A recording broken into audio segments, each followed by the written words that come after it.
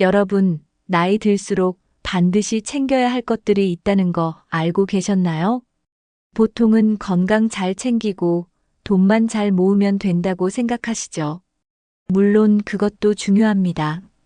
하지만 그거 하나만 챙긴다고 해서 노년이 평탄하게 흘러가진 않습니다. 중년을 지나고 나이가 들수록 삶의 우선순위가 달라지기 시작하거든요. 몸은 예전 같지 않고 사람들과의 관계도 점점 멀어지게 됩니다. 이제는 남을 챙기기보다 나 자신을 먼저 돌봐야 할 때입니다. 그런데 많은 분들이 정말 중요한 걸 놓치고 살아갑니다. 잊고 있다가 어느 날 문득 후회하게 되는 거죠. 왜 그땐 몰랐을까? 왜 그때 미리 안 챙겼을까 하고요. 오늘 알려드릴 6가지는 꼭 지금부터 챙기셔야 하는 인생의 핵심입니다. 지금 실천하면 남은 인생이 훨씬 더 단단하고 후회 없는 시간이 될 수 있어요. 지금은 별거 아닌 것 같아도 이게 나중엔 엄청난 차이를 만들어냅니다. 이 6가지를 알고 있는 사람과 모르는 사람의 노후는 확실히 달라집니다. 지금부터 나이 먹을수록 반드시 챙겨야 할 6가지 하나씩 자세히 알려드릴게요. 사람은 나이가 들수록 자연스럽게 근육량이 줄어듭니다. 특히 50대 이후부터는 매년 눈에 띄게 근육이 빠지기 시작하죠. 근육이 줄어들면 움직이는 게 불편해지고 활동량도 급격히 줄어듭니다. 가만히 있는 시간이 많아질수록 관절과 허리, 무릎까지 부담이 커지게 됩니다. 처음에는 그저 좀 나른한 느낌이지만 나중에는 일상생활도 힘들어집니다. 근육이 줄어들면 면역력도 함께 떨어진다는 사실 알고 계셨나요? 작은 감기도 쉽게 오래가고 쉽게 피로해지는 체질로 변하게 됩니다. 이런 변화는 서서히 오기 때문에 더 무섭습니다. 몸이 아파서 움직이지 못하는 게 아니라 움직이지 않아서 아프게 되는 거죠. 기초 체력이 약해지면 계단 오르기도 버거워지고 걷는 것조차 부담스러워집니다. 결국에는 외출이 줄고 사람을 만나는 일도 점점 줄어들게 됩니다. 그게 다시 우울감으로 이어지고 마음 건강까지 영향을 줍니다. 그래서 기초 체력은 단순히 근육만의 문제가 아니라 삶의 활력을 지키는 핵심입니다. 지금부터라도 의식적으로 근육을 유지하고 키우는 노력이 필요합니다. 작은 근력 운동이라도 꾸준히 시작하면 분명히 달라질 수 있어요. 기초 체력이 약해지면 단순히 몸만 힘든 게 아닙니다. 정신적인 여유와 의욕도 함께 사라지게 됩니다. 예전 같았으면 금방 해치웠을 일도 괜히 귀찮고 하기 싫어지죠. 기운이 없으니까 모든 게 짜증스럽고 괜히 예민해집니다. 이런 상태가 반복되면 자존감까지 떨어지기 시작합니다. 나는 왜 이리 못하나, 왜 이렇게 무기력한가 하는 생각이 들죠. 그렇게 스스로를 탓하게 되고 점점 더 움츠러들게 됩니다. 의욕이 줄면 사람도 멀어지고 활동 범위도 작아지게 됩니다. 결국 외로움과 불안이 커지고 마음까지 병들 수 있어요. 반대로 기초 체력이 탄탄하면 매사에 자신감이 생깁니다. 작은 일에도 성취감이 생기고 하루가 활기차게 시작됩니다. 기분 좋은 에너지가 쌓이면 삶의 태도도 긍정적으로 바뀌게 되죠. 그래서 체력은 곧 정신력과 연결되어 있다는 말이 나오는 겁니다. 몸이 받쳐줘야 마음도 버틸 수 있는 거예요. 기초 체력은 단순한 운동의 문제가 아니라 마음을 지탱하는 버팀목입니다. 기초 체력을 키우는 건 생각보다 어렵지 않습니다. 거창한 운동이 아니어도 매일 조금씩 실천하면 됩니다. 하루 10분에서 15분만 투자해도 충분해요. 먼저 아침에 일어나자마자 스트레칭부터 해보세요. 잠들어 있던 몸이 깨어나고 하루가 훨씬 가볍게 시작됩니다. 그 다음엔 벽 짚고 스쿼트나 의자에 앉았다 일어나는 동작을 해보세요. 처음엔 10번만 해도 괜찮습니다. 걷기도 아주 좋은 운동입니다. 무리하지 않고 집 근처를 10분만 걸어도 큰 도움이 됩니다. 중요한 건 꾸준함이에요. 일주일에 3번만 해도 몸이 달라지는 걸 느낄 수 있어요. 시간이 없다는 핑계는 이제 그만, 딱 10분이면 됩니다. 너무 무리하면 금방 포기하게 되니 천천히 시작하는 게 중요합니다. 운동은 평생 해야 할 습관이지 단기 프로젝트가 아니니까요. 기초 체력은 지금 당장 오늘부터 챙길 수 있습니다. 젊었을 때는 사람도 많고 모임도 자주 있죠. 하지만 나이가 들수록 자연스럽게 주변 사람이 줄어듭니다. 서운할 수도 있지만 그건 누구나 겪는 자연스러운 변화예요. 가까웠던 친구도 각자의 사정으로 멀어지고 연락이 뜸해지죠. 가족끼리도 점점 대화가 줄어드는 경우가 많습니다. 이런 상황을 억지로 붙잡으려 하면 오히려 더 외로워져요. 왜 이렇게 다 떠나는 거지 하는 생각이 들 수 있지만 그게 꼭 내 잘못은 아닙니다. 사람의 관계는 흐름이 있고 때가 지나면 자연히 바뀌기도 하거든요. 중요한 건 줄어드는 사람 수에 집중하는 게 아니라 남아있는 사람의 질입니다. 적은 인연이라도 진심을 나눌 수 있는 관계는 정말 소중합니다. 혼자 있는 시간을 부정적으로 보지 말고 내면을 다듬는 시간으로 삼아보세요. 혼자 있는 시간 속에서 진짜 나에게 필요한 사람이 보이기도 합니다. 그래서 외로움을 이겨내는 힘은 좋은 사람 한 명에서 오기도 해요. 사람이 줄어든다고 해서 내 가치가 줄어드는 건 아닙니다. 이 시기엔 양보다 질이 훨씬 더 중요해집니다. 중년 이후에는 얕은 인맥보다 깊은 관계가 훨씬 중요해집니다. 아무리 많은 사람과 연락을 해도 진심으로 소통되지 않으면 외롭죠. 한 사람이라도 좋습니다. 속마음을 나눌 수 있는 사람이 있으면 됩니다. 가까운 가족, 오랜 친구, 믿을 수 있는 이웃이 그 대상이 될 수 있어요. 중요한 건 서로를 진심으로 존중하고 배려하는 마음입니다. 나이가 들수록 대화의 깊이가 중요해지고 말보다 공감이 더 중요해집니다. 가끔 연락하고 안부 묻고 밥 한 끼 나누는 일들이 큰 위안이 되죠.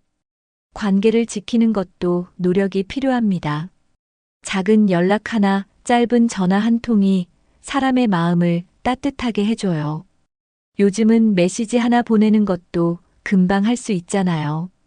먼저 연락하면 내가 지는 것 같다 이런 생각은 버리는 게 좋아요. 내가 진심이라면 그 마음은 결국 돌아오게 되어 있습니다. 관계는 내가 먼저 다가갈 때 더 깊어지는 법이니까요. 나이 들수록 관계를 끊는 용기도 필요하지만 지키는 노력도 중요합니다. 무엇보다 내 마음이 편한 사람이 곁에 있는 게 가장 큰 복입니다. 관계를 유지하는 것도 중요하지만 건강한 거리두기도 꼭 필요합니다. 나를 자꾸 지치게 하고 부정적인 기운을 주는 사람과는 거리를 두는 게 좋아요.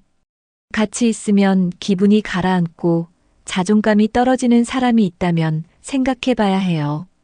무작정 참는 게 꼭 좋은 관계는 아니니까요. 지나치게 간섭하거나 나를 이용하려는 사람은 멀리해야 합니다. 정리를 한다는 건 미워한다는 게 아닙니다. 서로를 위해서 더 이상 상처 주지 않기 위한 선택일 수 있어요.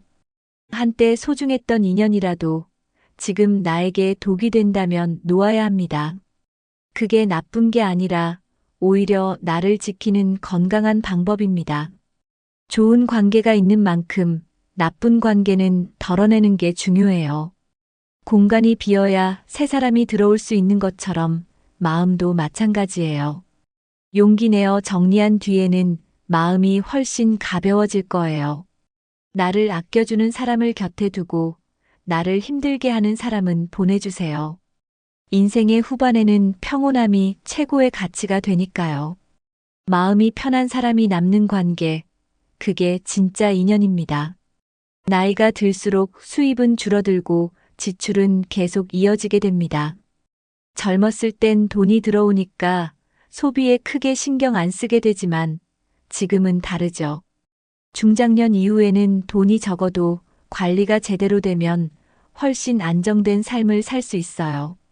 적은 금액이라도 매달 어떻게 들어오고 어떻게 나가는지 파악하는 게 중요합니다.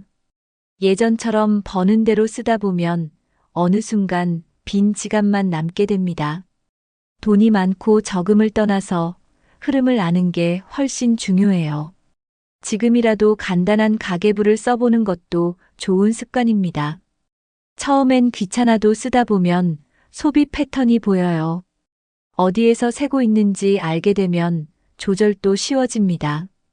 특히 불필요한 고정 지출은 한번 점검해 보는 게 좋아요.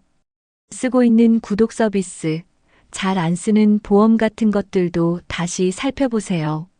작은 새는 배를 가라앉히듯 작은 지출도 쌓이면 큰 부담이 됩니다. 돈이 많을수록 좋은 게 아니라 돈이 오래 가는 게 중요한 시기입니다. 지금 있는 돈을 오래 안정적으로 쓰는 게 바로 경제력 유지의 핵심이에요. 이건 누구나 지금부터 실천할 수 있는 일입니다. 중년 이후의 소비 습관은 노후 생활을 결정짓는 큰 요소입니다. 무심코 쓰는 돈 하나가 습관이 되면 나중엔 큰 부담이 돼요. 예를 들어 자주 외식하거나 충동적으로 물건을 사는 습관은 고치기 어렵습니다. 하지만 이런 습관이 한두 달만 조절돼도 그 차이는 생각보다 큽니다. 가장 먼저 꼭 필요한 지출과 그렇지 않은 지출을 나눠보는 게 좋아요. 지금 내가 쓰고 있는 소비가 진짜 필요한 건지 한번 생각해 보세요. 또한 남들 따라가는 소비보다 나에게 꼭 필요한 소비를 선택하는 눈이 필요합니다. 허영이나 비교 때문에 하는 소비는 결국 나에게 상처로 돌아옵니다. 이 나이에 이런 걸 왜 아껴라는 생각도 버려야 해요.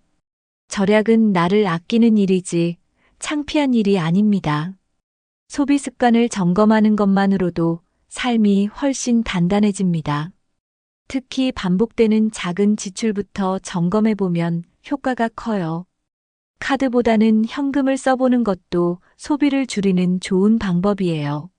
마음이 흔들릴 때는 소비 전에 하루만 생각해 보는 습관도 추천드려요. 내가 나를 지키기 위한 소비 습관, 지금부터라도 바로 잡아야 합니다. 이미 늦었다고 생각해도 지금부터라도 자산을 지키는 습관을 만들어야 합니다. 돈을 버는 것도 중요하지만 지키는 게 더 중요할 때가 있죠. 특히 나이가 들수록 새로운 수입보다는 기존 자산을 잘 유지하는 게 핵심입니다. 가장 먼저 내 자산이 어디에 얼마나 있는지 정확히 아는 것부터 시작해야 해요. 통장, 예금, 보험, 연금 등 복잡하게 흩어진 재산을 한번 정리해 보세요. 또한 누가 내 재산을 관리하고 있는지도 점검하는 게 중요합니다.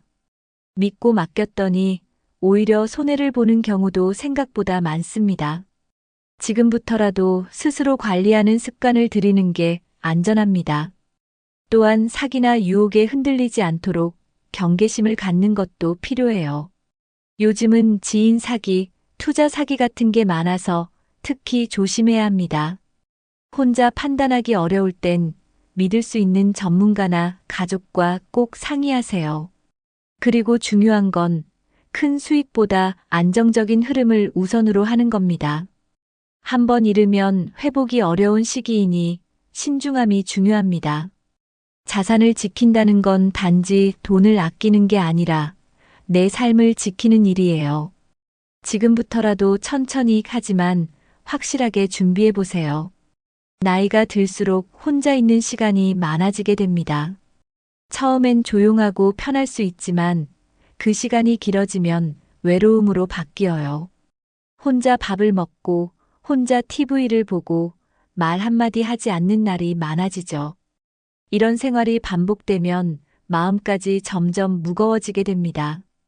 특히 밤이 되면 불안하고 자꾸 쓸쓸한 생각이 떠오르기 시작하죠.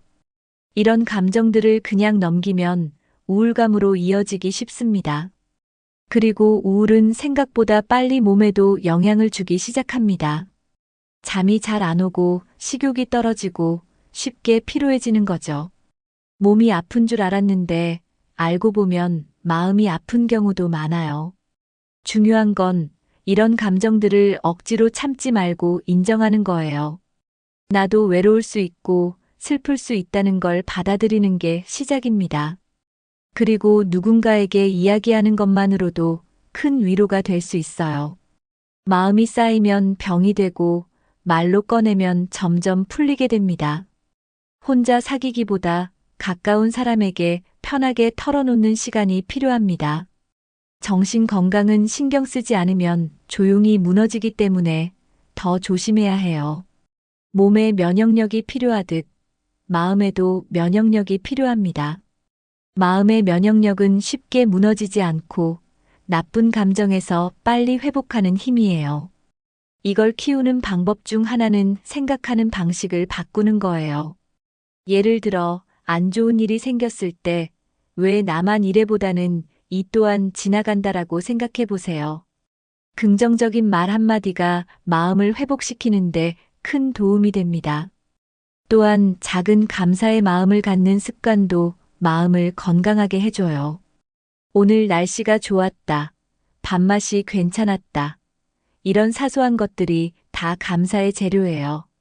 이런 생각이 쌓이면 마음이 훨씬 단단해지고 여유로워집니다. 또한 나만의 스트레스 해소법을 만드는 것도 좋아요. 산책, 음악, 독서, 그림 그리기처럼 나를 편하게 해주는 활동을 하나쯤은 갖고 있어야 해요. 무조건 바쁘게 살기보다는 잠깐 멈춰서 나를 돌보는 시간이 필요합니다. 또 하나, 잠은 정말 중요합니다. 잠을 제대로 자지 못하면 마음의 힘도 급격히 약해져요. 규칙적인 생활을 하면서 마음에 쉼을 주는 게 최고의 예방책입니다. 마음의 면역력은 누구에게나 필요하고 훈련을 통해 충분히 키울 수 있어요. 감정이 자꾸 쌓이면 어느 순간 폭발하게 됩니다. 그렇다고 무조건 참는 게 좋은 방법은 아니에요. 중요한 건 감정을 바로바로 정리하는 습관을 갖는 거예요. 오늘 속상했던 일은 그날 털어내고 좋은 일은 오래 기억하는 게 좋습니다. 가볍게 일기를 쓰거나 메모로라도 감정을 정리해 보세요. 한 줄이라도 적다 보면 마음이 가라앉고 내 감정을 객관적으로 볼 수 있어요. 그리고 하루에 한 가지 감사할 일을 떠올려 보는 습관을 들이면 좋습니다. 별거 아닌 것 같지만 그게 마음의 기둥이 되어줍니다. 감사는 외부 상황이 아니라 내 시선에서 만들어지는 거예요. 지금 있는 것에 만족하는 연습이 쌓이면 마음이 점점 단단해져요. 또한 감사는 불안과 걱정을 줄여주는 효과도 있어요. 오늘 하루 잘 마무리했다는 것만으로도 감사할 수 있습니다. 이런 감정 습관이 쌓이면 삶을 대하는 태도도 바뀌게 됩니다. 자신에게도 따뜻한 말을 건네고 남에게도 부드러워질 수 있어요. 감정 정리와 감사, 작지만 강력한 삶의 변화입니다. 나이가 들수록 하루가 빨리 지나가는 느낌이 들곤 하죠. 하지만 그 하루가 너무 무의미하게 느껴질 때가 많습니다. 아무 일도 안 하고 지나가는 날들이 쌓이면 무기력해지기 쉽습니다. 그 무기력은 결국 삶의 의욕까지 빼앗게 돼요. 사실 대부분의 무기력은 생활 루틴이 없을 때 생깁니다. 무슨 요일인지도 헷갈릴 정도로 반복되는 하루는 정신에도 혼란을 줍니다. 반대로 일정한 루틴을 갖고 있는 사람은 하루하루가 훨씬 활기차죠. 루틴은 삶의 리듬을 만들어주는 틀이에요. 아침에 일어나는 시간, 식사 시간, 운동하는 시간만 정해도 하루가 달라집니다. 루틴이 있으면 하루의 목적이 생기고 그걸 해냈다는 만족도 따라옵니다. 특히 오전 시간을 잘 쓰는 게 굉장히 중요해요. 아침에 일어나서 뭐라도 해두면 그날 하루가 훨씬 가볍고 뿌듯해집니다. 루틴은 크고 거창할 필요 없어요. 작은 습관 하나만으로도 삶이 달라질 수 있습니다. 하루가 흐트러지는 걸 막는 첫 번째 방법, 바로 루틴 만들기입니다. 아침 시간은 하루 중 가장 소중한 시간입니다. 특히 조용하고 방해받지 않는 아침 1시간은 인생의 황금 시간대예요. 이 시간을 어떻게 보내느냐에 따라 하루의 분위기가 정해집니다. 가장 먼저 추천드리는 건 나만의 시간으로 쓰는 겁니다. 창밖을 보며 차 한 잔을 마시거나 가볍게 스트레칭을 해보세요. 책 몇 장을 읽거나 조용히 생각을 정리하는 것도 좋아요. 아침부터 스마트폰을 보는 대신 나에게 집중하는 시간을 만들어 보세요. 뇌가 깨어나는 시간에 좋은 자극을 주면 하루 내내 기분이 좋아집니다. 또한 이 시간엔 목표를 다시 떠올리는 것도 효과적이에요. 내가 오늘 하루 어떤 마음으로 살아가야 할지 되새겨보는 거죠. 아침이 여유로우면 마음도 여유롭고 결정도 훨씬 차분해집니다. 지금까지는 잠만 더 자고 싶었다면 이제는 그 일시간을 써보세요. 처음엔 어렵지만 익숙해지면 오히려 이 시간이 기다려질 거예요. 나를 위한 조용한 아침 일시간, 그게 삶의 방향을 바꾸는 힘입니다. 이제부터는 아침을 내 편으로 만들어 보세요. 어릴 때는 규칙이 답답하게 느껴지기도 합니다. 하지만 나이가 들면 규칙이 오히려 자유를 지켜주는 틀이 됩니다. 규칙적인 생활은 몸과 마음을 안정시키는 가장 효과적인 방법이에요. 특히 수면 시간, 식사 시간, 운동 시간은 가능하면 일정하게 유지하는 게 좋습니다. 몸이 그 리듬에 익숙해지면 훨씬 덜 피곤하고 생활이 편해집니다. 또한 계획을 세우는 습관도 중요합니다. 작은 일이라도 미리 생각하고 움직이면 에너지 낭비가 줄어들어요. 예상치 못한 상황에 덜 흔들리고 마음이 훨씬 여유로워지죠. 규칙을 지킨다는 건 나를 위한 약속을 지키는 거예요. 스스로에 대한 신뢰도 쌓이고 자신감도 올라갑니다. 게다가 규칙이 생기면 나를 방해하는 요소를 줄일 수 있습니다. 불필요한 약속, 충동적인 소비 같은 것도 자연스럽게 줄게 되죠. 규칙이 있다는 건 삶의 중심이 있다는 뜻입니다.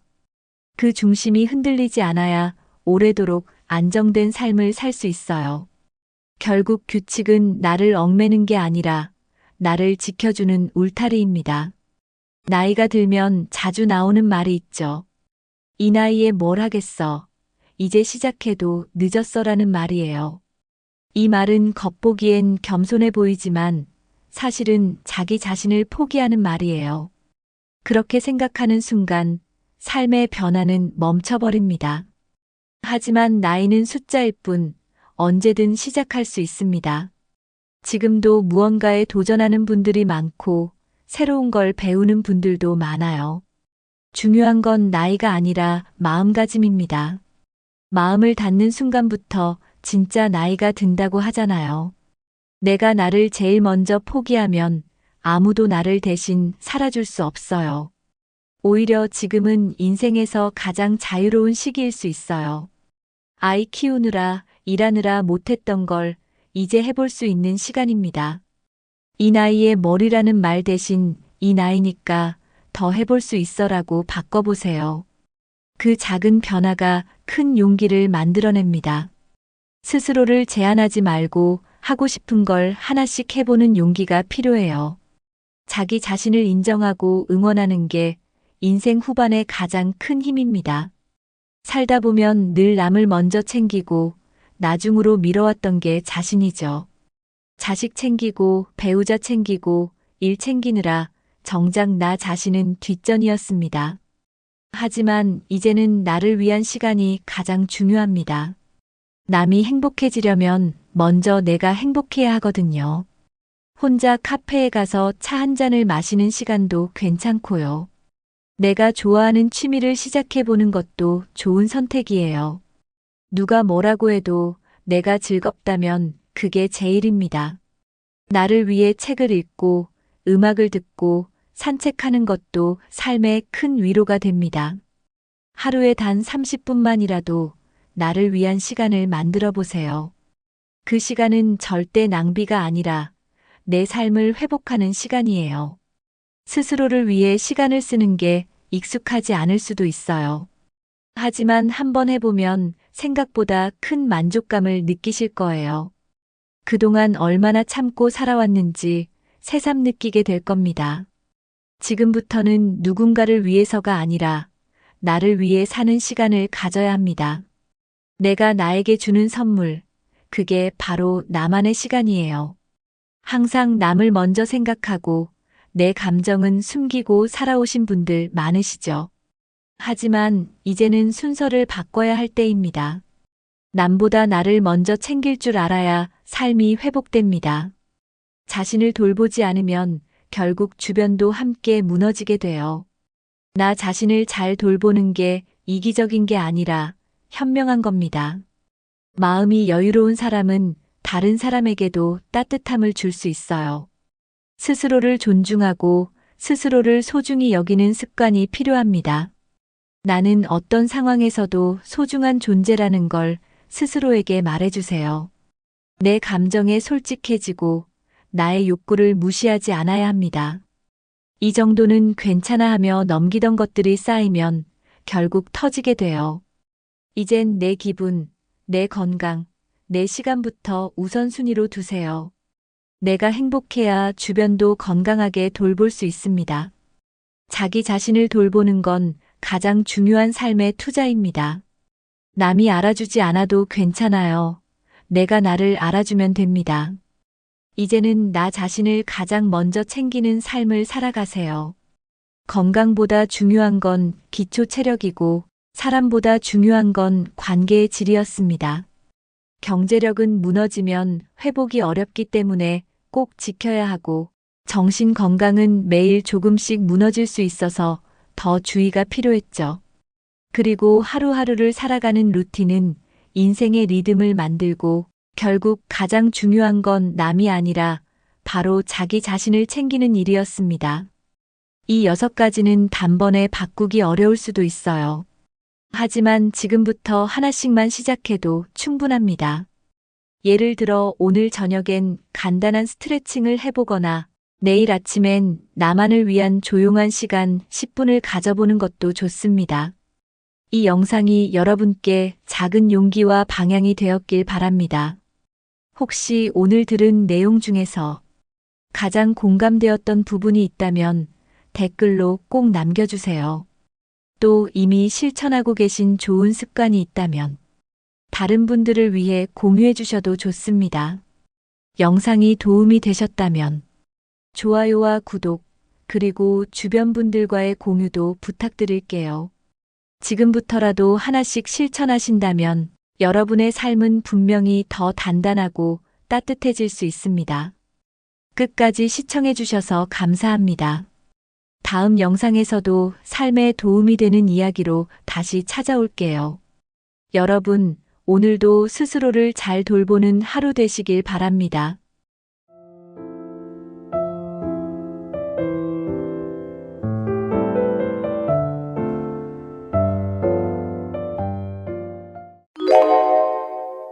설날은 가족이 모이는 행복한 날이어야 하지만 이 시기를 기점으로 이혼을 고민하는 부부들이 많아지고 있습니다.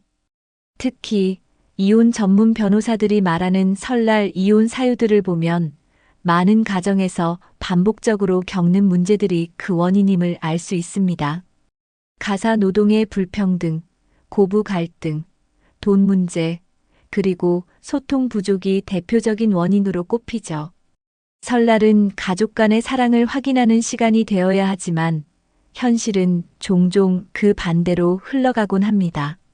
오늘은 설날 이혼의 주요 사유와 이를 예방할 수 있는 현실적인 방법에 대해 이야기해 보겠습니다. 1. 설날 이혼 사유 1. 가사 노동의 불공평한 분담. 명절 기간 동안 집중되는 아내의 부담. 설날이 다가오면 아내들은 명절 준비로 인해 엄청난 육체적, 정신적 스트레스를 받게 됩니다. 음식 준비, 집안 청소, 손님 맞이까지 모든 일을 도맡아 하는 경우가 많기 때문입니다. 아내들은 왜 나만 이렇게 고생해야 하지? 라는 생각이 들며 점점 지쳐가고 이로 인해 남편에 대한 불만이 커질 수밖에 없습니다. 반면 남편은 명절 동안 집안일의 중요성을 간과하거나 적극적으로 돕지 않는 경우가 많습니다. 이러한 불공평한 분담은 아내에게 좌절감을 주고 감정적 폭발로 이어질 수 있습니다. 남편의 무관심과 역할 부족. 남편이 명절 준비에서 적극적인 역할을 하지 않을 때 아내는 혼자 모든 일을 감당해야 하는 상황에 놓이게 됩니다. 설거지, 요리 준비, 손님 맞이 등 아내가 고군분투하는 동안 남편이 TV를 보거나 휴식을 취하는 모습은 큰 갈등의 원인이 됩니다. 아내는 남편의 무관심을 나를 돕지 않는다, 내 고생을 이해하지 않는다는 메시지로 받아들이며 서운함을 느끼게 됩니다. 특히 남편이 명절은 원래 여자가 고생하는 거야라는 식으로 말한다면 갈등은 더욱 커질 수밖에 없습니다. 남편이 명절 동안 아내를 돕지 않는 태도는 이혼 사유로까지 이어질 수 있는 큰 요인이 됩니다. 나만 고생한다는 생각이 만드는 감정적 폭발. 설날 동안 아내가 느끼는 가장 큰 감정은 왜 나만 이렇게 힘든가입니다. 남편이 돕지 않고 가족들조차 당연하게 여기면 아내는 점점 감정적으로 예민해질 수밖에 없습니다. 이 상태에서 작은 갈등이 생겨도 그동안 쌓여온 스트레스와 서운함이 폭발해 크게 다투는 일이 생길 수 있습니다. 아내는 자신이 희생하는 만큼 남편이나 가족이 알아주기를 바라지만 아무도 공감하지 않을 때 더 큰 소외감을 느끼게 됩니다. 이러한 감정적 폭발은 설날 이후 부부 관계를 악화시키고 결국 이혼을 고민하게 만드는 결정적 요인이 될 수 있습니다. 2. 설날 이혼 사유. 이 고부 갈등의 재발과 심화. 시어머니와 며느리 간 갈등이 부부 문제로 확산. 명절 동안 고부 간 갈등은 설날 이혼 사유 중 가장 빈번한 문제로 꼽힙니다. 시어머니와 며느리 간의 사소한 말다툼이나 의견 차이가 부부 간의 갈등으로 번지기 쉽기 때문입니다. 예를 들어 시어머니가 며느리에게 요즘 애들은 명절 음식을 이렇게 간단히 하니? 라고 지적하면 며느리는 서운함과 불만을 느끼게 됩니다. 이 상황에서 남편이 중립적인 태도를 취하지 못하고 한쪽 편만 든다면 갈등은 더 심화될 수 있습니다. 시어머니와 며느리 간의 문제는 단순한 갈등으로 끝나는 것이 아니라 부부 간의 신뢰와 관계를 약화시키는 원인이 될 수 있습니다. 남편의 중립적이지 못한 태도가 불만을 키움. 고부 갈등이 심화되는 가장 큰 이유 중 하나는 남편이 중립적인 역할을 하지 못할 때입니다. 남편이 시어머니의 편만 들거나 며느리의 입장을 무시한다면 며느리는 남편조차 내 편이 아니다라는 서운함을 느끼게 됩니다. 반대로 남편이 아내의 편만 들어 시어머니를 무시하는 듯한 태도를 보인다면 시어머니 역시 서운함과 불만을 가지게 됩니다.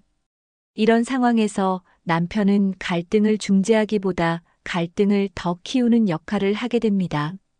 남편이 시어머니와 아내의 입장을 모두 이해하고 중재하려는 태도를 보인다면 갈등은 훨씬 더 쉽게 해결될 수 있습니다.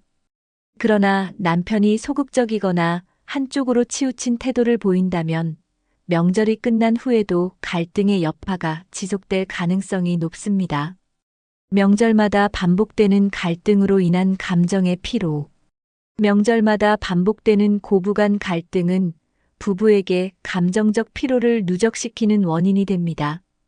매년 같은 문제로 다투고 갈등이 해결되지 않는 상황이 지속되면 부부는 결국 이 관계를 계속 유지해야 하나? 라는 생각에 이르게 됩니다.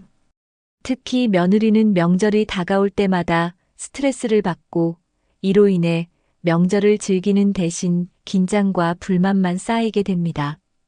반복되는 갈등은 문제를 해결하려는 노력 없이 방치될 때 더 큰 문제로 이어질 수 있습니다. 감정적 피로가 누적된 부부는 설날 이후 갈등을 끝내고 싶다는 심리적 압박을 느끼며 결국 이혼을 고민하게 되는 경우가 많습니다. 3. 설날 이혼 사유 3. 재정적 문제와 갈등. 명절에 발생하는 과도한 지출과 돈 문제. 설날은 가족 모임과 선물 준비, 음식 비용 등으로 인해 재정적 부담이 크게 증가하는 시기입니다. 특히 한정된 노후 자금으로 생활하는 부부에게는 이런 명절 지출이 큰 스트레스로 작용할 수 있습니다. 아내는 자녀나 손주들에게 좋은 음식을 대접하거나 용돈을 준비하려는 마음이 크지만 남편은 이런 지출을 불필요한 낭비로 여길 수 있습니다. 이런 의견 차이는 부부간 말다툼이나 불만으로 이어지기 쉽습니다. 왜 이렇게 돈을 많이 썼냐라는 말 한마디가 상대방에게는 신뢰의 문제로 비춰질 수 있습니다. 이런 경제적 갈등은 명절 동안 쉽게 드러나며 설날 이후에도 부부 관계에 부정적인 영향을 미칠 가능성이 큽니다.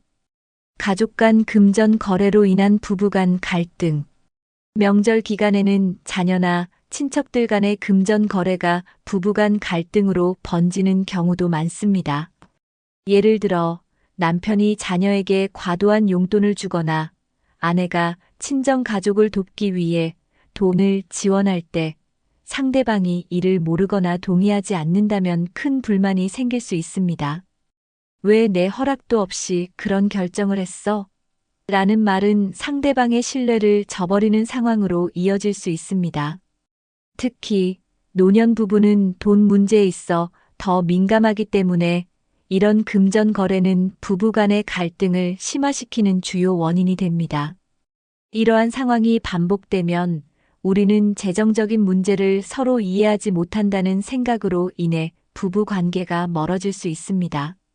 돈 문제는 부부 간의 신뢰와 직결되므로 설날 같은 시기에 이를 미리 상의하고 조율하는 것이 매우 중요합니다. 재정 관리 방식의 차이가 드러나는 순간. 재정 관리 방식의 차이는 명절 동안 부부 간의 갈등을 드러내는 또 다른 원인입니다. 한쪽은 절약을 중시하는 반면 다른 쪽은 명절 동안만큼은 풍족하게 지내야 한다고 생각할 수 있습니다. 예를 들어 남편이 굳이 이렇게까지 많이 살 필요가 있나? 라고 묻는다면 아내는 명절에 이렇게 해야 하는 게 당연한 거 아닌가? 라고 반박할 수 있습니다. 이런 관리 방식의 차이가 해결되지 않고 쌓이다 보면 서로의 경제적 가치관이 맞지 않는다고 느끼게 됩니다. 특히 은퇴 이후 안정적인 재정 계획이 중요한 시기에 이런 문제는 갈등의 핵심 원인으로 작용할 수 있습니다. 부부가 재정 문제를 놓고 대화를 피하거나 서로의 방식을 존중하지 않는다면 이는 결국 설날 이후 부부 관계에 큰 균열을 가져올 수 있습니다. 4. 설날 이혼 사유 4배우자의 무관심과 소통 부족. 당연히 알겠지라는 태도로 대화가 단절됨. 부부간의 소통 부족은 갈등이 심화되는 중요한 원인 중 하나입니다. 특히 결혼 생활이 길어질수록 서로의 마음을 당연히 알겠지라고 생각하며 대화를 생략하는 경우가 많습니다. 예를 들어 아내가 명절 준비로 지쳐 있을 때 남편이 설날에 늘 하는 일이니 별로 힘들지 않을 거야 라고 가정해버리면 아내는 이해받지 못했다는 서운함을 느낍니다. 남편 역시 자신의 입장을 표현하지 않고 아내가 알아주길 바라며 침묵하면 갈등이 더 커질 수밖에 없습니다.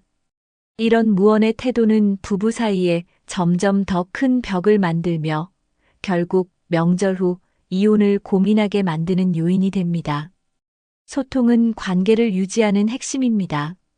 상대방이 무슨 생각을 하고 있는지 직접 물어보고 대화하는 노력이 없다면 작은 오해도 시간이 지나면서 큰 문제로 커질 수 있습니다. 명절 동안의 사소한 말다툼이 감정적으로 확대됨. 설날은 가족들이 한자리에 모이는 만큼 사소한 대화 속에서 갈등이 생길 가능성이 큽니다. 특히 명절 스트레스로 인해 감정이 예민해진 상태에서는 평소에는 넘어갈 수 있는 작은 말 한마디도 쉽게 큰 다툼으로 번질 수 있습니다.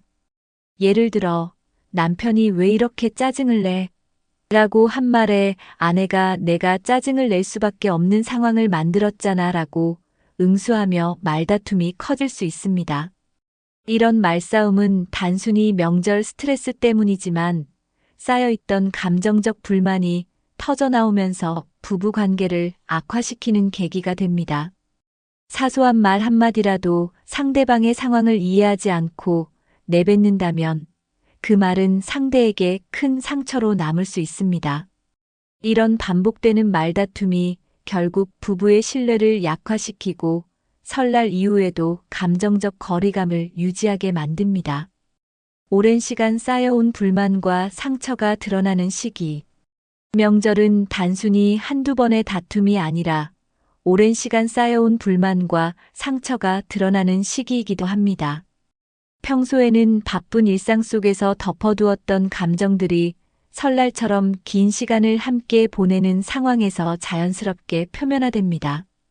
예를 들어 남편이 아내를 위해 아무런 도움도 주지 않았던 과거의 일들이 다시 떠오르며 아내는 늘 이런 식이었어라고 생각하게 됩니다.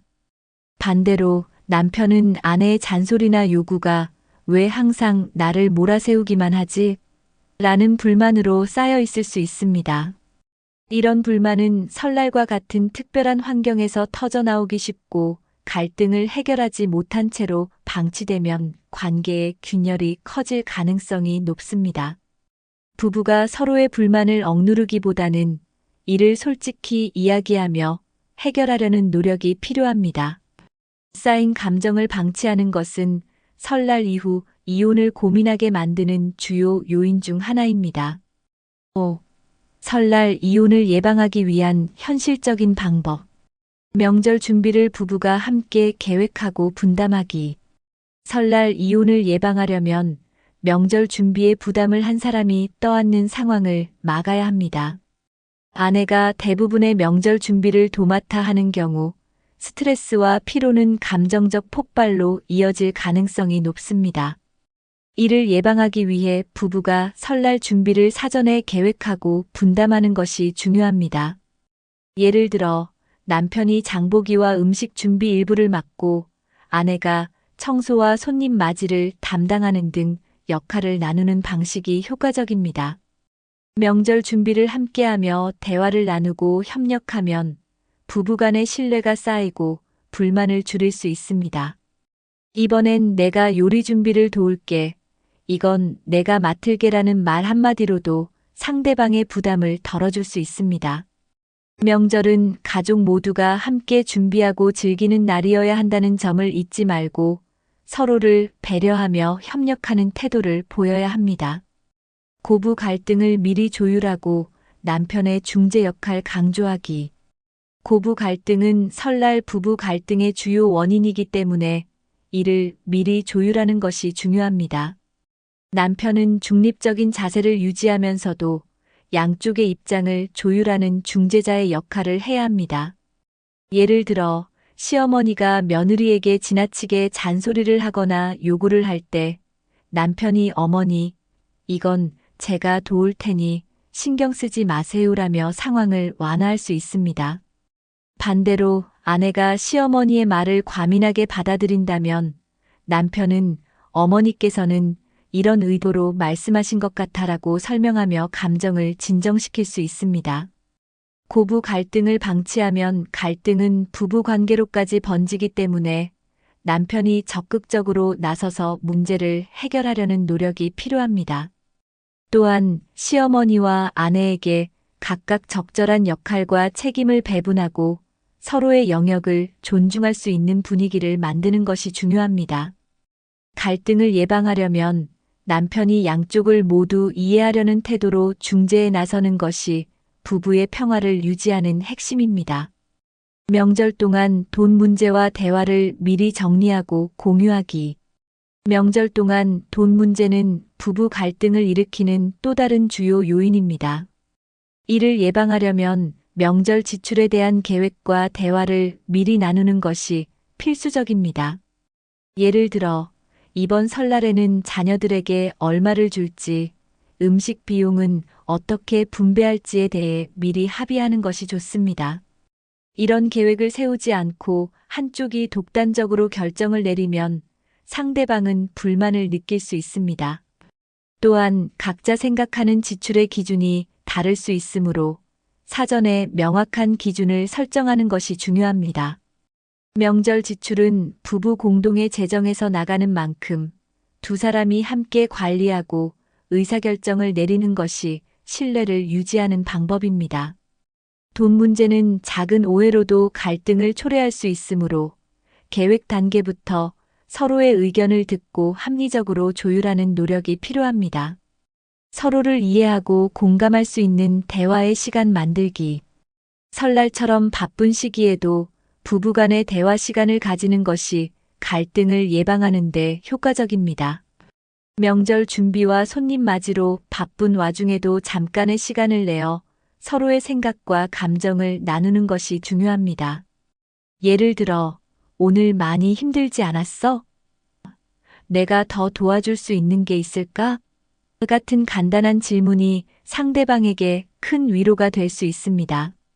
이런 대화를 통해 상대방의 감정을 이해하고 오해가 생기기 전에 풀 수 있는 기회를 만들 수 있습니다. 대화는 단순히 문제를 해결하는 도구가 아니라 서로의 감정을 확인하고 신뢰를 쌓는 데 중요한 역할을 합니다. 명절은 스트레스를 받을 수 있는 시기이기 때문에 상대방의 마음을 헤아리고 공감하는 대화는 갈등을 예방하고 관계를 더욱 단단히 만들어줍니다.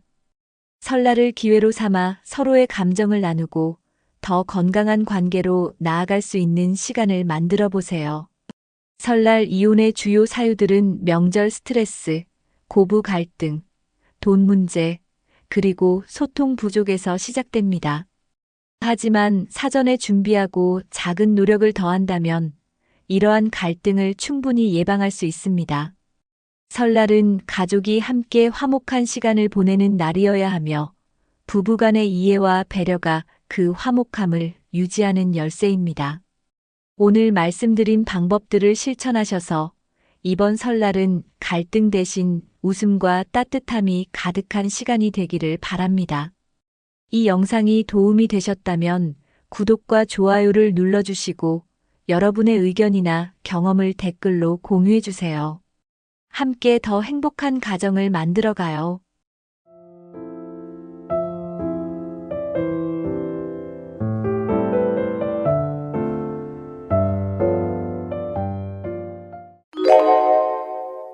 설날은 가족이 모여 따뜻한 시간을 보내는 날입니다.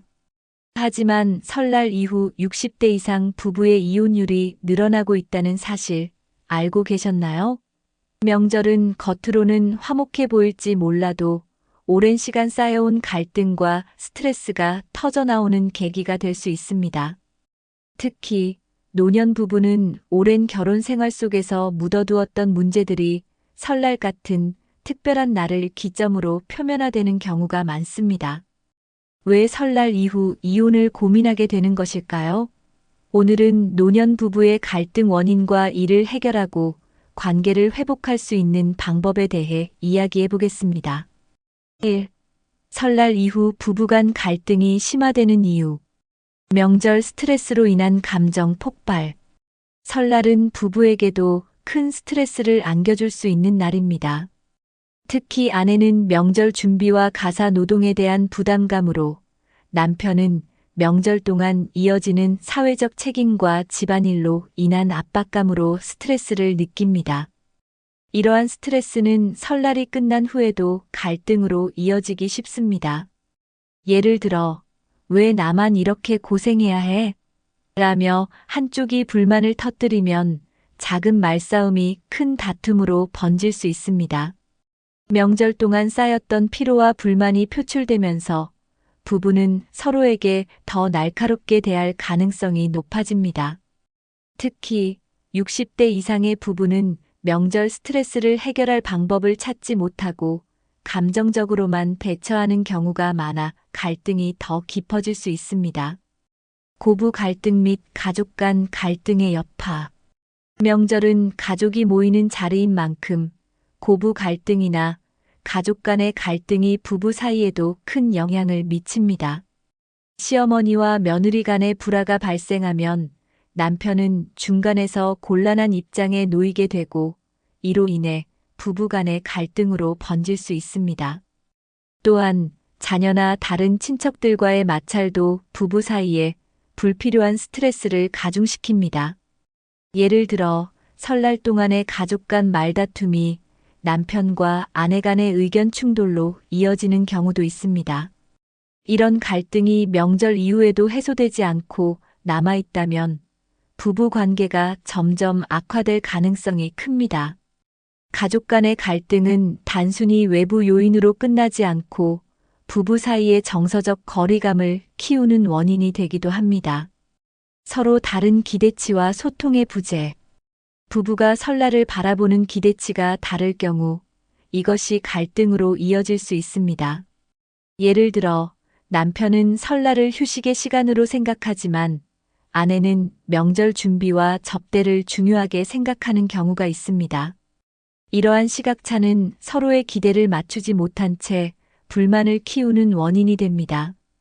또한 60대 이상 부부는 오랜 시간 함께 했음에도 불구하고 서로의 생각을 충분히 공유하지 않는 경우가 많습니다. 이 정도는 알겠지라고 넘기는 사소한 일들이 쌓여 큰 오해와 불만을 만들 수 있습니다. 소통의 부재는 부부가 설날 이후 감정적으로 멀어지는 가장 큰 원인 중 하나가 됩니다. 2. 노년 부부가 겪는 근본적인 문제들. 은퇴 후 생활 패턴의 차이로 인한 갈등. 60대 이후 부부가 흔히 겪는 문제는 은퇴 후 생활 패턴의 차이에서 비롯됩니다. 남편은 오랜 시간 직장 생활을 하며 바쁘게 지내다가 갑작스러운 은퇴로 인해 집에 머무는 시간이 늘어나게 됩니다. 반면 아내는 이미 집안에서의 역할과 루틴이 정해져 있는 경우가 많아 남편의 개입을 불편하게 느낄 수 있습니다. 예를 들어 남편이 이제 내가 집안일을 돕겠다고 나서지만 아내는 나만의 방식이 있는데 방해받고 싶지 않다고 생각할 수 있습니다. 이렇게 생활 패턴이 엇갈리다 보면 작은 의견 충돌이 반복되면서 갈등이 깊어질 수 있습니다. 특히 설날처럼 스트레스가 많은 상황에서는 이러한 갈등이 더 두드러지게 나타납니다. 은퇴 후의 삶을 어떻게 함께 설계할 것인지에 대해 부부가 미리 대화를 나누지 않았다면 서로의 생활 방식을 존중하지 못하고 이혼을 고민하게 되는 상황으로 이어질 수 있습니다. 오랜 시간 쌓인 감정적 거리감. 60대 이상 부부가 설날 이후 이혼을 고민하는 또 다른 이유는 오랜 결혼 생활 동안 쌓인 감정적 거리감입니다. 결혼 초반에는 서로를 이해하려는 노력이 컸지만 시간이 지나면서 대화나 관심이 줄어들며 감정적 소통이 단절되는 경우가 많습니다. 예를 들어 그냥 저 사람은 원래 저래라며 상대방을 이해하려는 대신 포기하게 되는 경우가 많습니다. 이런 무관심은 관계를 점점 냉랭하게 만들며 부부가 단순히 한 집에 사는 동거인처럼 느끼게 만들 수 있습니다. 설날처럼 가족과 시간을 보내야 하는 명절에는 이러한 감정적 거리감이 더욱 두드러지게 느껴질 수 있습니다.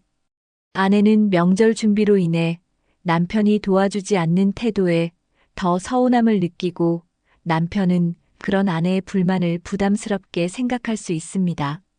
이러한 반복되는 감정적 단절은 명절 이후 이혼을 심각하게 고민하게 만드는 원인이 됩니다. 경제적 문제와 재정 관리에 대한 불만. 60대 이후 부부는 경제적 안정이 무엇보다 중요한 시기입니다. 하지만 이 시기에는 은퇴 후 줄어든 소득과 의료비, 자녀 지원비 등으로 인해 재정적 갈등이 자주 발생합니다. 특히 설날에는 자녀에게 용돈을 주거나 가족 모임을 준비하는데 추가적인 지출이 발생하면서 재정적 부담이 더 크게 느껴질 수 있습니다.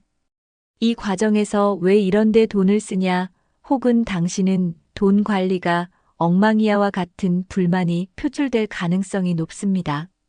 재정적인 스트레스는 단순한 금전 문제를 넘어 서로를 탓하는 분위기를 조성하며 갈등의 씨앗이 됩니다. 아내는 생활비가 부족하다고 느끼고 남편은 내가 충분히 벌어왔는데 왜 부족하냐고 반박할 수 있습니다. 이렇게 경제적 문제와 재정 관리에 대한 불만은 부부간 신뢰를 약화시키고 관계를 깨뜨리는 요인이 될 수 있습니다. 재정을 투명하게 관리하고 함께 경제적 목표를 설정하는 노력이 부족하다면 설날 이후 이혼을 고민하는 상황으로 이어질 가능성이 높아집니다. 3. 설날 이후 이혼을 고민하는 부부가 흔히 하는 실수. 갈등을 방치하고 대화를 시도하지 않음. 부부간의 갈등은 시간이 지나면 저절로 해결될 것이라고 생각하는 경우가 많습니다. 하지만 갈등을 방치하면 문제는 오히려 커지고 관계는 점점 멀어질 가능성이 큽니다. 특히 60대 이상 부부는 오랜 결혼 생활 동안 대화를 시도하지 않고 문제를 묵인해온 경우가 많습니다. 예를 들어 아내는 명절 준비에 대한 불만을 속으로 사귀며 남편은 그런 아내의 불편한 태도를 무시하며 넘어가는 일이 반복됩니다. 이렇게 방치된 갈등은 서로의 감정을 더욱 억누르게 만들고 언젠가 폭발할 가능성을 높입니다. 설날 이후 이혼을 고민하는 부부들의 공통적인 실수는 이처럼 갈등을 제때 해결하지 않고 묵혀두는 태도에서 비롯됩니다. 대화를 시도하지 않으면 상대방의 생각과 감정을 이해할 기회조차 갖지 못하게 됩니다. 갈등이 발생했을 때는 즉시 대화를 통해 문제의 원인을 파악하고 해결하려는 노력이 필요합니다. 갈등을 방치하는 것은 문제를 해결하는 것이 아니라 이혼과 같은 극단적인 선택으로 이어질 가능성을 높이는 위험한 실수입니다. 문제를 객관적으로 보지 않고 감정적으로 대응함. 부부간의 갈등은 종종 감정적인 대응으로 인해 더 심화됩니다. 특히 설날처럼 스트레스가 많은 시기에는 서로의 행동이나 말을 객관적으로 보지 못하고 감정적으로 반응하는 경우가 많습니다. 예를 들어 아내가 명절 준비에 지쳐 짜증을 내면 남편은 이를 나를 탓하는 것으로 받아들이며 방어적인 태도를 취할 수 있습니다. 반대로 남편이 무심하게 행동하면 아내는 날 이해하려 하지 않는다고 느끼며 서운함을 키울 수 있습니다. 이런 감정적인 대응은 문제의 원인을 해결하지 못한 채 서로에게 상처를 주는 악순환을 만들어냅니다. 감정에 치우친 대화는 해결보다는 오히려 더 많은 갈등을 초래하게 됩니다. 이를 피하려면 갈등 상황에서도 상대방의 말을 감정적으로 받아들이기보다는 문제의 본질에 집중하려는 노력이 필요합니다. 예를 들어, 왜 이렇게 짜증을 내? 라고 반응하기보다는 어떤 점이 힘들었는지 이야기해줘라고 말하며 상대방의 감정을 이해하려는 자세를 가져보세요. 객관적으로 문제를 바라보는 태도는 갈등을 빠르게 해결하고 관계를 회복하는 데 큰 도움이 됩니다. 가족과 주변 사람들의 의견에 지나치게 의존함. 설날 이후 부부 갈등이 깊어질 때 가족이나 주변 사람들의 의견에 지나치게 의존하는 것도 흔한 실수입니다.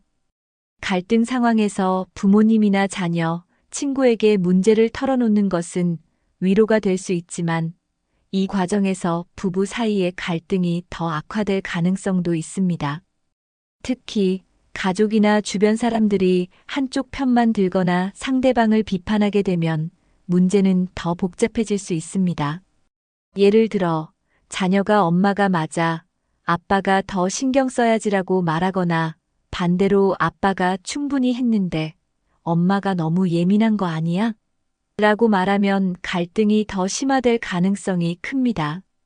이런 상황에서는 부부 사이의 문제가 가족 전체의 문제로 번질 위험이 있습니다. 부부간의 갈등은 본질적으로 두 사람 간의 문제이기 때문에 이를 해결하려면 당사자들이 직접 나서야 합니다. 가족과 주변 사람들에게 지나치게 의존하기보다는 전문가의 도움을 받거나 둘만의 대화를 통해 해결책을 찾아야 합니다. 갈등을 해결하는 주체는 부부 자신이라는 점을 잊지 마세요. 4. 설날 이후 부부 갈등을 해결하기 위한 대처법. 대화로 소통의 문을 열기. 설날 이후 부부간의 갈등을 해결하려면 무엇보다 대화를 통해 소통의 문을 여는 것이 중요합니다. 많은 부부들이 갈등 상황에서 대화를 피하거나 방어적인 태도를 취하며 문제를 방치합니다. 하지만 대화는 갈등의 원인을 이해하고 해결로 나아가는 첫 번째 단계입니다. 예를 들어, 아내가 설날 동안 느낀 스트레스나 불만을 남편에게 솔직히 말할 수 있다면 남편도 그 이유를 이해하고 협력하려는 태도를 보일 수 있습니다. 이때 중요한 것은 감정을 터뜨리는 것이 아니라 서로의 입장을 경청하고 존중하며 차분하게 대화하는 것입니다. 왜 이렇게 예민하게 굴어? 라는 식의 방어적인 말보다는 요즘 어떤 부분이 힘들었는지 이야기해 줄래? 라는 말로 대화를 시작해 보세요. 대화를 통해 서로의 감정을 공유하다 보면 상대방의 고충을 이해하고 관계를 회복하는데 필요한 단서를 얻을 수 있습니다. 또한 대화를 나눌 때는 지나간 잘못을 반복적으로 언급하기보다는 앞으로 어떻게 개선할 수 있을지에 초점을 맞추는 것이 중요합니다. 대화는 단순히 문제를 해결하는 도구가 아니라 부부 간의 신뢰를 회복하고 관계를 더욱 단단히 만드는 중요한 과정입니다. 부부 상담 및 전문가의 도움 활용하기.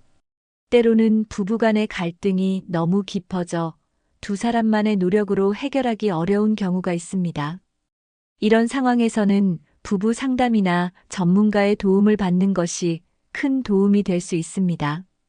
부부 상담은 객관적인 제3자의 시각에서 문제를 바라보고 해결 방안을 제시받는 기회를 제공합니다. 예를 들어 상담사는 두 사람 간의 대화 패턴을 분석하고 서로의 감정을 전달하는데 더 효과적인 방법을 제안해 줄 수 있습니다. 또한 전문가의 도움은 감정적으로 복잡한 상황에서 갈등의 본질을 명확히 하고 감정적으로 격한 반응을 줄이는 데도 도움이 됩니다. 많은 부부들이 상담에 대한 거부감을 느끼기도 하지만 이는 문제를 해결하려는 적극적인 노력이자 부부 관계를 회복하기 위한 중요한 과정입니다. 상담을 통해 서로의 생각과 감정을 더 잘 이해하게 되고 관계를 개선할 수 있는 실질적인 도구와 방법을 배우게 됩니다. 특히 설날 이후와 같이 감정적으로 격한 시기에는 전문가의 도움을 받는 것이 갈등을 해결하는 가장 빠르고 효과적인 방법일 수 있습니다. 문제를 혼자 해결하려고 애쓰지 말고 필요하다면 상담의 문을 두드려 보세요.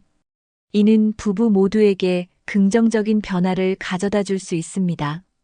갈등보다 공통의 목표를 찾고 협력하기. 부부 갈등을 해결하는 또 다른 효과적인 방법은 갈등을 강조하기보다는 공통된 목표를 찾고 이를 위해 협력하는 것입니다. 예를 들어 자녀와 손주들에게 더 좋은 가족 분위기를 제공하거나 서로 건강하게 노후를 보내기 위한 준비를 목표로 삼을 수 있습니다. 이렇게 공통의 목표를 설정하면 부부는 갈등이 아니라 협력을 통해 서로를 이해하고 지원하게 됩니다. 우리는 더 좋은 부부 관계를 위해 무엇을 함께 할 수 있을까? 라는 질문은 서로의 마음을 열고 긍정적인 방향으로 나아가게 도와줍니다. 설날 동안 발생한 갈등을 돌아보며 우리 다음에는 어떻게 더 잘할 수 있을까? 라고 함께 고민해 보는 것도 좋습니다. 공통의 목표는 서로를 분열시키는 대신 하나로 묶어주는 힘이 있습니다. 또한 목표를 이루기 위해 함께 노력하는 과정에서 부부간의 신뢰와 유대감이 더욱 강화됩니다. 부부 관계는 단순히 두 사람의 문제가 아니라 함께 나아갈 방향을 찾고 협력하는 파트너십임을 잊지 마세요. 갈등보다 더 큰 그림을 보려는 노력이 부부 관계를 더 단단히 만드는 첫걸음이 될 것입니다. 5. 부부 관계를 회복하고 더 단단히 만들기 위한 방법. 서로의 입장을 이해하고 배려하는 습관 만들기. 부부 관계를 회복하기 위해 가장 중요한 것은 서로의 입장을 이해하고 배려하는 습관을 만드는 것입니다. 결혼 생활이 오래될수록 상대방에 대한 관심이나 배려가 줄어드는 경우가 많습니다. 특히 60대 이상의 부부는 이제는 말하지 않아도 서로를 잘 알겠지라는 생각으로 소통을 소홀히 하기 쉽습니다. 하지만 이러한 태도가 오히려 오해를 만들고 서로의 감정을 상하게 할 수 있습니다. 예를 들어 아내가 설날 동안 느낀 고충을 표현할 때 남편이 그냥 넘길 일 가지고 왜 그래? 라고 반응하면 아내는 더 큰 서운함을 느낄 수 있습니다. 반대로 아내가 남편의 피로나 불만을 대수롭지 않게 여긴다면 남편 역시 소외감을 느낄 수 있습니다. 따라서 서로의 입장을 헤아리고 힘들었겠다. 이 부분은 내가 도와줄게처럼 구체적인 배려의 표현을 하는 것이 중요합니다. 서로를 배려하는 습관은 단순히 말 한마디에서 시작될 수 있습니다. 매일 상대방의 입장을 한 번 더 생각하고 작은 부분에서부터 도움을 주려고 노력하면 부부 간의 신뢰와 애정은 자연스럽게 회복될 것입니다. 함께하는 시간을 늘리고 새로운 취미 공유하기. 부부 관계를 단단히 하기 위해서는 함께하는 시간을 늘리고 공통된 취미를 만드는 것이 효과적입니다. 설날처럼 분주한 시간이 지나고 나면 두 사람만의 조용하고 의미 있는 시간을 가지는 것이 필요합니다. 예를 들어 함께 산책을 하거나 가벼운 운동을 시작하는 것만으로도 대화를 나누고 서로를 이해할 기회를 얻을 수 있습니다. 또한 새로운 취미를 공유하는 것은 부부가 신선한 에너지를 느끼고 관계를 더 풍요롭게 만드는 데 도움이 됩니다. 예를 들어 요리 교실에 함께 다니거나 그림 그리기, 음악 감상 같은 취미를 시작할 수 있습니다. 이런 활동은 단순히 시간을 보내는 것을 넘어 부부 간의 유대감을 강화하고 즐거운 추억을 쌓는 계기가 됩니다. 특히 60대 이상의 부부에게는 일상에서 벗어나 새로운 경험을 함께하는 것이 더욱 중요합니다. 이는 과거의 갈등을 잊고 현재의 행복에 집중할 수 있도록 돕습니다. 함께 웃고 대화를 나눌 수 있는 활동을 찾는 것이 부부 관계를 회복하고 더 단단히 만드는 첫걸음이 될 것입니다. 설날뿐 아니라 일상에서 서로를 인정하고 존중하기. 부부 관계는 특별한 날뿐만 아니라 일상 속에서 지속적으로 쌓아가는 노력으로 단단해집니다. 설날처럼 특별한 시기에는 서로에게 더 많은 관심을 가지지만 일상으로 돌아오면 그런 태도를 잊어버리는 경우가 많습니다. 하지만 부부 관계를 건강하게 유지하기 위해서는 일상에서부터 서로를 인정하고 존중하는 태도를 가져야 합니다. 예를 들어 아내가 차려준 식사에 대해 정말 맛있다, 고마워라는 말 한마디를 건네는 것만으로도 큰 차이를 만들 수 있습니다. 마찬가지로 남편이 가사나 자비를 도울 때 당신 덕분에 한결 수월해졌어라는 말을 전하면 남편은 자신이 존중받고 있음을 느낄 수 있습니다. 일상에서 서로를 향한 작은 감사와 칭찬은 갈등을 예방하고 관계를 더욱 부드럽게 만들어줍니다. 또한 설날과 같은 특별한 날에만 집중하기보다는 평소에도 상대방의 감정과 필요를 살피고 함께 대화를 나누는 노력이 중요합니다. 부부 관계는 작은 것에서 시작됩니다. 일상에서의 존중과 인정이야말로 행복한 관계를 만들어가는 가장 중요한 기반입니다. 설날 이후 노년 부부의 이혼은 단순히 명절 스트레스 때문만이 아니라 오랜 시간 쌓인 문제들이 드러나는 순간일 수 있습니다. 하지만 이혼이라는 극단적인 선택 대신 오늘 말씀드린 소통과 배려, 협력을 통해 관계를 회복할 수 있습니다. 부부는 단순한 동반자가 아니라 서로의 가장 큰 지지자이자 인생을 함께 나누는 동료입니다. 설날뿐만 아니라 일상에서도 서로를 더 깊이 이해하고 더 나은 관계를 만들어가는 노력을 시작해 보세요. 이 영상이 유익하셨다면 구독과 좋아요를 눌러주시고 여러분의 경험이나 생각을 댓글로 공유해 주세요. 함께 더 행복하고 단단한 부부 관계를 만들어 갑시다.